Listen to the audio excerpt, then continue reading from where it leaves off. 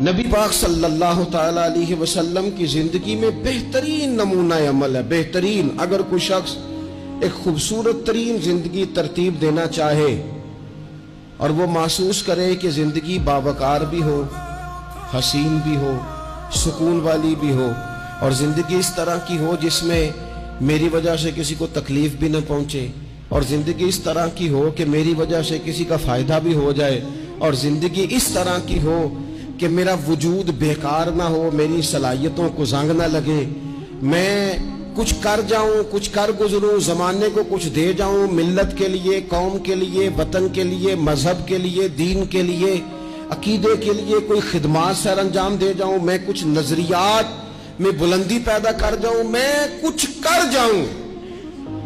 اگر کچھ چاہے کہ میں کچھ کر جاؤں تو لَقَدْ كَانَ لَكُمْ فِي رَسُولِ اللَّهِ أُسْوَةٌ حَسَنَةٌ، پھر اس کے لیے میرے نبی پاک کی زندگی ایک بہترین نمونہ ہے. بہترین نمونہ. ہم نہ جب کچھ کرنا بھی چاہتے ہیں نا تو تب بھی نہ اس میں پہلے اپنا آرام سائیڈ پہ کر لیتے ہیں، اپنا سکون سائیڈ پہ کر لیتے ہیں، اپنا کھانا پینا، اپنا نفع سائیڈ پہ کر لیتے ہیں. پہلے ساری چیزیں اپنی ذات کی اس میں سے مائنس کر کے پھر ہم کچھ کرنا چاہتے ہیں. تو ایسا تو نہیں نہ کچھ ہوتا، نہیں کرنا کچھ نہ پڑے، نام زیادہ ہو، خدمت کوئی بھی نہ ہو، نمبر پہلا ہو، ڈیوٹی کوئی بھی نہ ہو، اجر سب سے زیادہ ہو. باتوں کے ساتھ جو لوگ پلاؤ پکاتے ہیں وہ زیادہ بھی گھی ڈال لیں تو خرچہ کوئی نہیں آتا. مسالہ جات مہنگے استعمال کریں، باتوں سے جو پلاؤ پکانا ہے. اور اگر کسی نے عملہ آنا ہے تو پھر تو میرے بھائی یہ شہادت گاہ الفت میں قدم رکھنا ہے. لوگ آسان سمجھتے ہیں مسلمان ہونا. آپ تھوڑا سا اس آیہ مقدسہ کا پس منظر سمجھیں گے. یہ آیت نازل کب ہوئی؟ یہ آیت نازل ہوئی ہے غزوہ خندق کے موقع پر. سارے عرب قبائل جمع ہو کے یک بار کی انہوں نے حملہ کر دیا مدینہ طیبہ.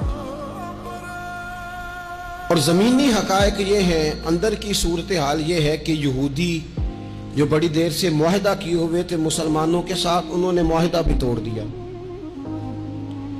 منافقین مدینہ طیبہ میں جو بڑا اظہار کرتے تھے ظاہری جملوں اور لفظوں کے ساتھ، وہ پیچھے ہو گئے.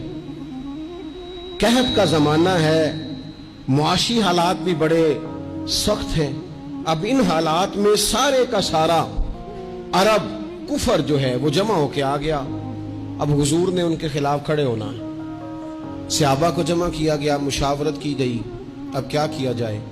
حضرت سلمان فارسی رضی اللہ تعالیٰ عنہ نے مشورہ دیا کہ یا رسول اللہ صلی اللہ تعالیٰ علیہ وسلم، ہمارے علاقے میں یوں ہوتا ہے کہ جب اس طرح کا معاملہ ہو تو خندق کھودی جاتی ہے، اس میں آگ جلائی جاتی ہے اور پھر دشمن سے مقابلہ کیا جاتا ہے. اب خندق کھودنی ہے اور اتنی بڑی کھودنی ہے کہ گھوڑا اس کو کراس نہ کر سکے، تو اس کے لیے بھی تو اسباب چاہیے.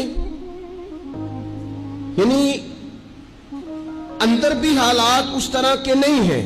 جو مدینہ طیبہ کے اندر جو آبادیاں موجود ہیں وہ بھی سارے ظاہری طور پر ساتھ چھوڑ چکے ہیں، اور سامنے جو لوگ آئے ہیں وہ سارے جمع ہو کے یکبارگی آئے. اب مقابلہ ہے اور مالی حالات بھی کمزور ہیں. حضور نے فرمایا کھودو بھائی خندق. کیا غریبوں کے بچے صرف دکھ اٹھائیں گے؟ مسکینوں کے بچے صرف دنیا میں دکھ اٹھائیں گے؟ حضور نے لوگوں کی اس بات کو غلط کیا. جس طرح باقی لوگ خندق کھودنے میں مشغول تھے، اللہ کے رسول خود بھی مشغول ہو گئے. لوگ جیسے اندر سے مٹی اٹھا اٹھا کے خندق سے باہر لاتے تھے، نبی کریم بھی اٹھا کے باہر لاتے تھے. جتنی محنت دوسرے کر رہے تھے حضور اس سے ڈبل کر رہے. بلکہ صحابہ فرماتے ہیں درمیان میں کچھ ایسی چٹانیں آئیں جو ہم سے نہیں ٹوٹتی تھی، تو حضور نے فرمایا مجھے دونا تھوڑا، مجھے دونا اوزار، میں تمہیں توڑ کے دیتا ہوں. حضور نے باقاعدہ عملاً اس میں کام کیا. اور جب ہم نے کہا نا یا رسول اللہ ہم نے تو بھوک کی وجہ سے پیٹ پہ پتھر باندھے ہیں، تو حضور نے کپڑا ہٹا کے کہا تم نے اگر ایک باندھا ہے تو میں نے 2 باندھے ہوئے ہیں. عملاً حضور نے حصہ لیا. ایک مہینہ پورا مدینہ طیبہ کا محاصرہ کیے رکھا کافروں نے، اور کڑاکے کی سردی، حالات اور طرح کے. ان سارے حالات میں یوں ڈٹ کے میرے رسول کریم نے مقابلہ کیا. यूं डट के मुकाबला किया कि वो जो आए थे ना महीना पूरे के लिए और सारे जमा होके आए थे, नतीजा ये निकला कि वो एक दूसरे को बुरा भला कहने लगे।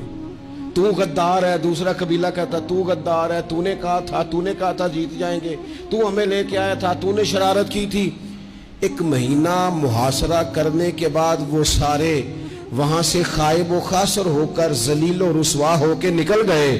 और इन सारे हालात में हुजूर यूं डट के खड़े हुए कि कमजोर पड़ने वाले लोगों से, परेशान रहने वाले लोगों से, छोटी छोटी बातों पर घबरा जाने वाली उम्मत से, और जरा जरा सी बातों पर टेंशन तारी कर लेना और काला जादू हो गया, नजर लग गई और फलाना आ गया और फलाने की वजह से ऐसा हो गया और फलाने ने मुझे यूं कर दिया और फलान की वजह से मैं कामयाब नहीं हो सका और फलाना मेरे साथ चलता। तो अल्लाह करीम ने इन सारी कमजोर बातें करने वाले हम जैसे लोगों को समझाया कि ये हालात देखो और मेरे रसूल का डटना देखो, और इन हालात में भी पूरे कुफर को भगा देने का अंदाज देखो।